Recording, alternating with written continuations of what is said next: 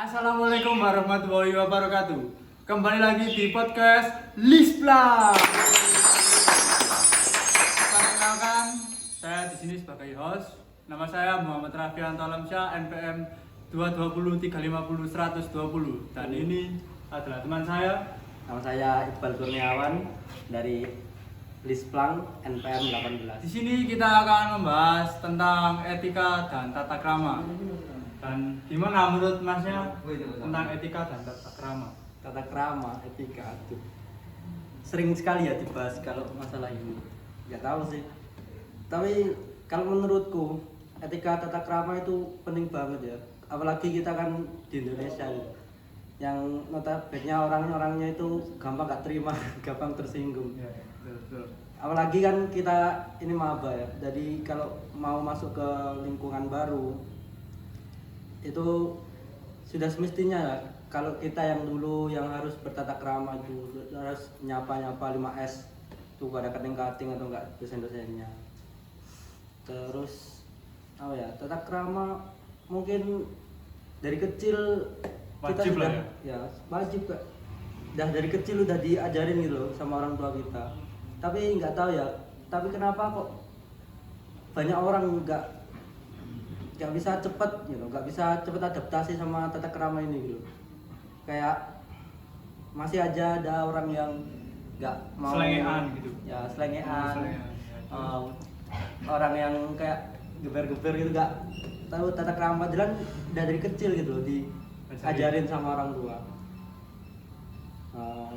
Apalagi ya, Apa ada contoh lain dari tata krama yang kurang di Indonesia atau di lingkungan kampus? kayak menurutku ya itu ya sih, saling sapa aja sama yang lebih tua gitu, hormati. Udah gitu aja sih kalau pendapatku menurut. Itu menurut narasumber yang pertama dari Mas Iqbal begitu ya guys. Mungkin narasumber yang kedua yaitu Mas. Perkenalkan, nama saya Muhammad Farid Abdillah dari NPM 2. Gimana menurut Masnya tentang etika dan tata krama? Menurut saya untuk etika dan tata krama lebih ke perbuatan ya. Jadi ke perilaku kita terhadap orang lain. Oh gitu. Terus gimana? Contoh di lingkungan kampus biar dan gimana menurut Masnya contoh-contoh yang tepat di lingkungan kampus atau di lingkungan sekitar kita yang baru? Untuk menurut saya ya, untuk penerapan kalau kita ketemu kating, boleh kita saling sapa, saling menghormati. Kalau ketemu nunduk, begitu juga dengan dosen. Kalau ada dosen berbicara, usahakan kita juga menghormatinya ya. Jangan nerocos ya. Nerocos? Iya. Nerocos sih bahasa Indonesia apa Mas? Nerocos itu lebih ke arah apa ya? Nyalip gak sih? Oh nyalip. Iya. Mungkin kalau dosen berbicara nggak boleh disela gitu. Ah, benar. Ya, itu. Itu saja menurut pandangan dari Masnya, Mas Iya. Farid. Iya. Mungkin akan berlanjut ya ke narasumber yang ketiga. Oke, kita lanjut dari narasumber yang ketiga yaitu Mbak siapa? Perkenalkan, nama saya Alifia Bulanifika, NPM 088 dari kelompok Lisplang. Oke, gimana menurut Mbaknya tentang etika dan tata krama? Etika dan tata krama, dua kata yang berbeda tetapi saling berkesinambungan. Seperti sama tetapi ada sedikit perbedaan.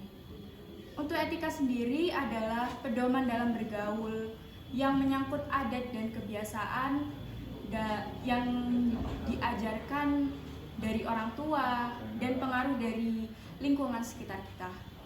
Misalnya etika ketika kita ngantri, kita tidak boleh menyerobot, kita harus sabar.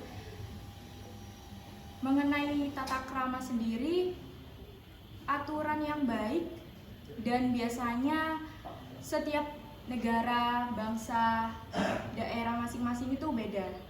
Contohnya kayak di Indonesia, kalau kita makan pakai tangan kanan, kalau pakai tangan kiri kelihatannya nggak sopan. Betul, nggak sopan. Terus Kalau di negara lain itu kayak hal lumrah gitu. biasa aja gitu ya, kalau pakai tangan kiri atau tangan kanan, Iya. bebas. Terus mungkin ada contoh lain dari etika dan tata krama sendiri? Ya, misalnya kayak bertamu gitu. kita juga tahu tata keramanya gimana. Kalau bertamu jangan malam-malam. Kalau dalam Islam juga nggak boleh bertamu maghrib gitu. Oh ya, saru. Iya. Iya, saru ya namanya. Mungkin atau ada tambahan lagi dari pernyataan Mbaknya? Misal contoh hal kecilnya juga kayak kalau kita minta bantuan ke orang lain, kita harus bilang tolong, terima kasih. Gitu. Kita harus memulai dari hal-hal kecil untuk dihargai. Biar kalau kita memulai dari hal-hal kecil, orang itu akan segan dengan sendirinya. Oke. Mungkin itu saja ya pernyataan dari Mbaknya. Terima kasih. Lanjut ke narasumber yang keempat. Oke, kita lanjut ke narasumber yang keempat, yaitu Mas siapa? Dava Akila dari NPM 057. Oke. Gimana menurut Masnya tentang etika dan tata krama? Menurut saya, etika dan tata krama itu adalah aturan berperilaku manusia dan bersikap dalam kehidupan sehari-hari, baik tertulis ataupun tidak tertulis. Nah, apa sih manfaat dari tata krama? Yang pertama, ada kita bisa lebih menghargai orang lain dan tentu saja menghormati orang lain juga. Lalu tata krama sendiri kan ada dua kata ya, tata dan krama. Tata sendiri itu artinya itu aturan, norma atau adat. Sedangkan krama itu artinya sopan santun, perilaku sopan santun, tingkah laku, bahasa yang santun, tindakan yang santun. Jadi tata krama adalah aturan kehidupan yang mengalir dan dalam hubungan antar manusia. Selain itu, tata krama juga berkaitan erat dengan etika. Perilaku seseorang yang beretika artinya orang tersebut memiliki tata krama. Ya, apalagi kita tinggal di Indonesia yang terkenal akan budaya sopan santunnya. Tentu saja kita sebagai generasi muda harus Mempunyai itu tadi, ya, sopan dan santun. ya, budaya leluhur lah. Sekian dari saya. Mungkin Makasih. ada contohnya ke kehidupan kampus atau kehidupan sehari-hari gitu? Contohnya kayak ngechat dosen. Ngechat dosen tuh ada waktu-waktunya. Dosen tuh punya jam kerja, ya jam kerja. Kayak terus juga salam, nama, perkenalan, cara ngechat dosen. Ya. Nah, apa salam, perkenalan, terus apa yang Mau ingin dibahas. mau ditanya atau dibahas. Udah, Udah, terima kasih. Terima kasih sama salam lagi. Gitu sih menurut aku. Oke, terima kasih Mas Dava Ya. atas waktunya. Mungkin lanjut ke narasumber yang kelima. Oke, lanjut ke narasumber yang kelima, yaitu Mas siapa? Istiar Abdul Hafiz, biasa dipanggil Hafiz, NPM 135. Untuk Jadi gimana? apa? Menurut Masnya tentang etika dan tata krama? Etika dan tata krama. Etika dan tata krama sih lebih ke apa ya? Kayak sopan santun kalau menurut aku. Soalnya apa ya? Jadi kita harus punya sopan santun, punya aturan lah. Jadi punya porsi untuk yang lebih tua, cara menyikapi yang lebih muda juga. Jadi kita harus kayak apa ya? Kalau ada yang lebih tua, kita harus lebih sopan dalam berbicara, dalam beretika. Tuh. Untuk contohnya ya, dalam contoh kayak ada orang yang lebih tua jalan atau ada guru lah, itu sebaiknya juga enggak mendahuluinya. Jadi di belakangnya ya, gitu kan? di belakangnya. Kalau benar-benar kepepet ya minimal ya permisi atau dan sebagainya gitu. Mungkin ada contoh lain di kehidupan kampus? Kalau di kehidupan kampus sih ya menyapa kayak ke kakak tingkat, ke dosen-dosen, ya saling menyapa lah, salam, terus berkata apa yang sopan juga. Gitu. Ya. Maksudnya oke. Mungkin cukup itu. Mungkin lanjut ke narasumber yang keenam. Oke, lanjut ke narasumber yang keenam, yaitu dengan Mbak. Jasmine Sultarum, NPM 132. Oke, gimana menurut Mbaknya tentang etika dan tata krama? etika dan tata krama itu kayak sopan santun ya. Sopan santun menurutku itu unsur penting dalam kehidupan bersosialisasi sehari-hari, karena dengan menunjukkan sikap santunlah seseorang dapat dihargai dan disegani dengan keberadaannya. Oke. Menurut Mbaknya contoh sopan santun di kehidupan sehari-hari itu gimana?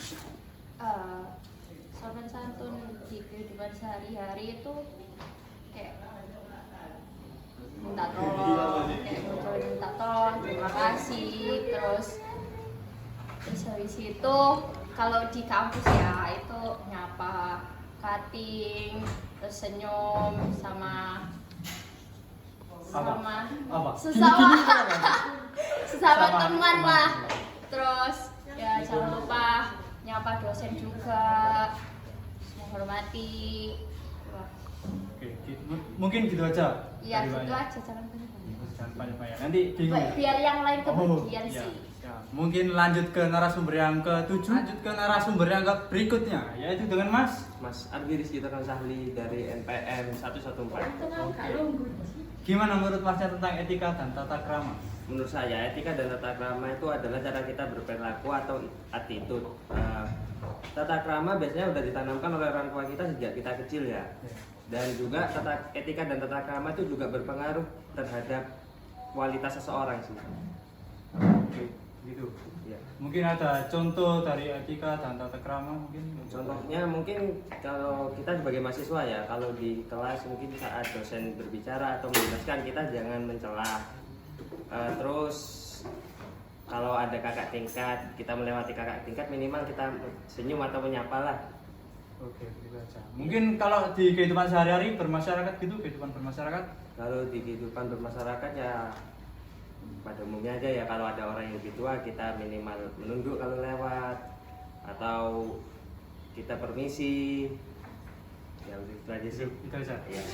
Mungkin dilanjut ke narasumber berikutnya. Oke, lanjut ke narasumber yang berikutnya dengan Mas Arjuna Wisesa, nomor NPM 68. Gimana menurut Mas tentang etika dan tata krama? Menurut saya etika dan tata krama itu hal dasar ya yang harus dimiliki manusia, terutama di Indonesia ini. Soalnya Indonesia itu nggak luput dari etika dan tata krama itu. Mungkin dari leluhur juga sudah menanamkan etika dan tata krama itu sendiri ya di Indonesia. Iya. Gimana menurut Masnya, contoh dalam kehidupan sehari-hari atau contoh dalam kehidupan di kampus? Contohnya di kampus, kalau ketemu dosen atau kakak tingkat itu harus menyapa dan salam, minimal seperti itu. Oke, kalau di kehidupan sehari-hari gimana? Dan di kehidupan sehari-hari kita harus menghormati sesama manusia, baik itu tua ataupun muda, kita harus hormati. Oke, gitu aja menurut Masnya? Ya. Oke, lanjut ke narasumber berikutnya. Oke, lanjut sekarang dengan Mas siapa? Nama saya Muhammad Arka Hafiz, NPM 32. Oke, salam kenal Mas. Oke, Yes. gimana tanggapan Masnya tentang etika dan tata krama? Kalau menurut saya, nilai etika dan tata krama itu masuk tingkah laku dan perilaku setiap manusia. Tata krama terkait pikiran dan batin yang ditetapkan untuk diri sendiri. Gimana tuh Kalau- maksudnya? Gimana ya? Ya kayak misalnya sopan ke orang lain gitu, ke yang lebih muda, ke lebih tua gitu. Terus? Kalau etika sendiri berkaitan dengan norma dan tingkah laku kepada manusia, kepada orang lain gitu. Contohnya bisa dikasih tahu nggak? Contohnya itu ya, misalnya tuh sebagai mahasiswa ya, kita kayak ketemu teman atau ketemu kakak tingkat, ketemu dosen, saling menyapa, senyum gitu. Oke. Ada tambahan lagi tentang etika dan tata krama menurut Masnya? Kalau tambahan lagi ya, misalnya masnya sering bareng teman gitu. Ya. Kalau mau beli bensin urunan Oh, ya. sama temennya gitu. Biar nggak itu ya memberatkan Iya, yang gojek ya? kasihannya sudah Iya. diantarin bareng gitu. Oke. Itu saja. Nah itu saja mas. Oke, lanjut ke narasumber yang berikutnya. Oke, lanjut ke narasumber berikutnya dengan Mbak siapa? Hai guys, kenalin nama aku Putra Estiratnyani, bisa dipanggil Ayu, nomor NPM 66. Oke, gimana menurut Mbaknya tentang etika dan tata krama? Etika atau tata krama itu menurutku aturan berperilaku di kehidupan sehari-hari ya. Itu bertujuannya apa? Bertujuannya itu untuk membuat seseorang merasa disegani, disenangi, dihormati gitu. Oke, lanjut gimana? Tujuan tata krama itu sendiri yaitu bertujuan untuk membuat orang lain merasa dihormati, disenangi, disegani, dan membuat merasa lingkungan sekitar itu menjadi lebih nyaman. Etika itu juga ada beberapa yang harus diperhatikan. Yang pertama itu etika dalam berbicara. Etika berbicara itu seperti menggunakan bahasa yang sopan dan baik, tidak harus bahasa Jawa krama, tapi juga menggunakan bahasa Indonesia. Nah, yang kedua itu tidak berlagak sombong atau merendahkan orang lain lah. Dan yang terakhir tidak menyela omongan orang. Terus nggak lupa lagi ada juga namanya etika dalam berpakaian. Apalagi kita sebagai mahasiswa baru di lingkungan kampus sebenarnya menggunakan pakaian yang kemeja, celana panjang, bersepatu juga. Oke, itu mungkin itu saja Ya, itu aja. pendapatnya. Iya. Oke, lanjut ke narasumber yang berikutnya. Oke, mungkin ini narasumber yang terakhir ya Mas? Ya, Dengan siapa? nama saya Muhammad Sulfikar Abu Jabar, saya NPM 33 dari kelompok Lisplek. Oke. Gimana menurut Masnya tentang etika dan tata krama? Menurutku etika itu adalah cara berperilaku kita di kehidupan sosial ya, contohnya di masyarakat gitu. Banyak sih kan etika sama tata krama itu kan selalu bersinggungan kehidupan kita terus. Misalnya di rumah aja, masa ya kamu ngomong kasar ke orang tuamu kan nggak mungkin. Ya, itu kan termasuk etika. Mungkin juga kalau misalnya ada di kehidupan kampus ya, di kehidupan kampus tuh misalnya kita menyapa sama maba, sama mahasiswa kita menyapa, sama kating juga kita harus hormat. Terus bicaranya juga yang baik, yang benar, gitu kan. Terus apa lagi ya? Kalau di kehidupan sehari-hari di masyarakat gitu, gimana? Menurut Mas? Kehidupan masyarakat sih ya lebih ke sopan santun sih, lebih ke arah Menghormati menghormati yang lebih tua. terus juga cara ngomong kita gitu juga kan setiap daerah, setiap tempat juga memiliki budaya yang berbeda. Nah, gitu aja sih. Itu aja. Oke. Mungkin itu saja dari Mas siapa tadi? Mas Sulfikar. Oh, Mas Sulfikar. Oke, terima kasih Mas Sulfikar. Oke, saya akan menyimpulkan dari beberapa pendapat narasumber yang telah mengikuti podcast dari Lisplang kita sendiri. Yang pertama yaitu etika. Etika sendiri adalah pedoman dalam bergaul yang menyangkut adat dan kebiasaan supaya kita tahu yang baik itu gimana dan yang jelek itu gimana. Sedangkan yang kedua yaitu tata krama, yaitu aturan yang baik kita lakukan sesuai dengan lingkungan budaya dan daerah masing-masing. Dan itu saja mungkin kesimpulan yang dapat saya ambil dari narasumber kita. Sekian, terima kasih. Wassalamualaikum warahmatullahi wabarakatuh.